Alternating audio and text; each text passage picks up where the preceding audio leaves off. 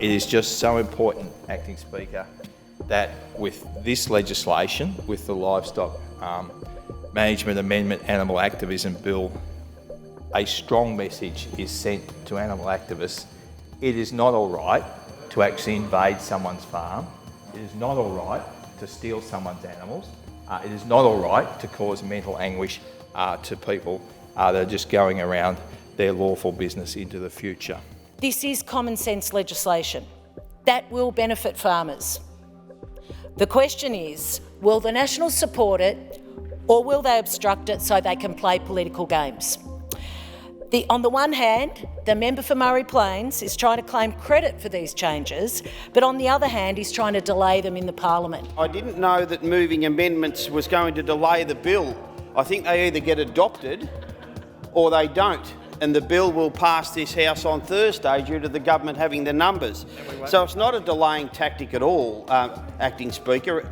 It is a suggestion to improve protections for farmers. The trespassing fines are comparable to the other jurisdictions, but the fines around biosecurity breaches are not. They are lower in Victoria. The trespasses are comparable. So the member for Murray Plains' amendments relate to toughening up the fines that relate to biosecurity. I know that animal activists talk about protecting animals, but really this bill in many cases is about protecting animals. Farming is well regulated, and anybody who is has any animal cruelty conviction or action feels and should feel the full force of the law. To cut to the chase with the need for this legislation, it's come to light because of instances and increase of animal activists trespassing onto livestock properties, threatening legitimate livestock production, producers and their families and employees, and causing potential biosecurity risks through the introduction and spread of pests and diseases. In January 2019, Aussie Farms, who were a registered charity, put out an interactive map directing activists to farms where there was supposed, illegal activity.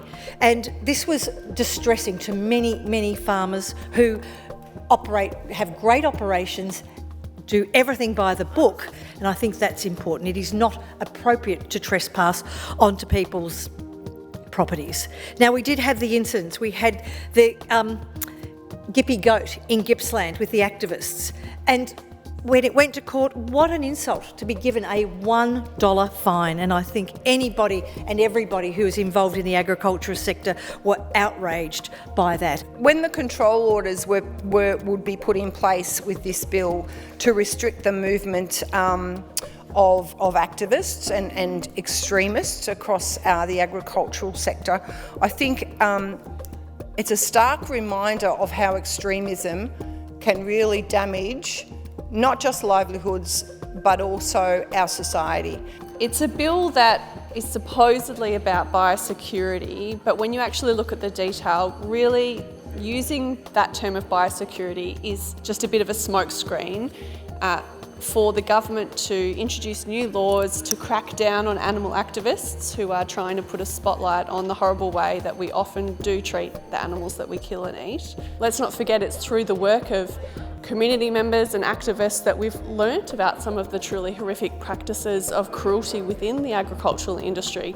Our government's consultation has shown Victorians support modernising the Animal Welfare Act, supporting proposals that will further strengthen animal welfare provisions. My only complaint would be that the government has been so tardy to bring it here.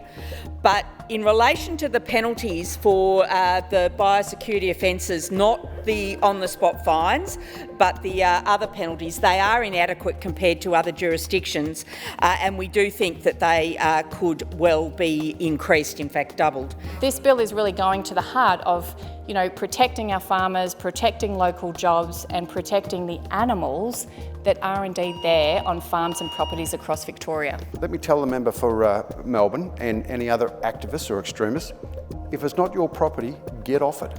Don't get on it in the first place. Stay away. It's as simple as it is.